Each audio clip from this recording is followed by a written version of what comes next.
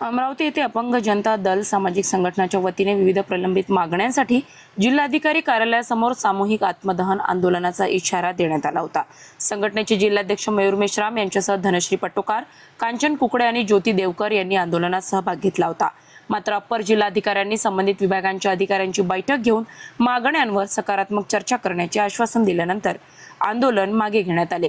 मयूर मेश्राम यांनी सांगितले की जिल्हा उद्योग केंद्राशी संबंधित प्रकरणाची दखल घेणे, बोगस दिव्यांग लाभार्थ्यांची फेरपडताळणी करणे तसेच मुख्यमंत्री रोजगार निर्मिती कार्यक्रम CMGP अंतर्गत दिव्यांग युवकांना कर्ज मंजुरीमध्ये होत असलेली टाळाटाळ थांबवणे या प्रमुख मागण्यांसाठी आंदोलनाचा इशारा देण्यात आला होता।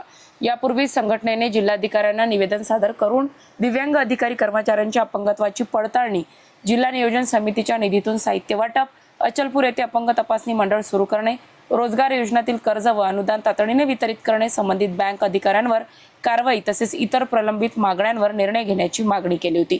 प्रशासनाने लवकरच बैठक घेऊन प्रश्न मार्गी लावण्याचे आश्वासन दिल्याने सध्या आंदोलन स्थगित करण्यात आले आहे।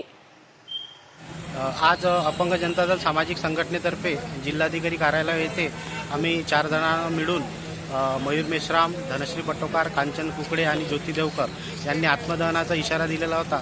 आमच्या अपंगाच्या जीवनावश्यक मागण्यासाठी आज आम्ही आत्मदहन आंदोलन इथं इशारा दिलेला होता।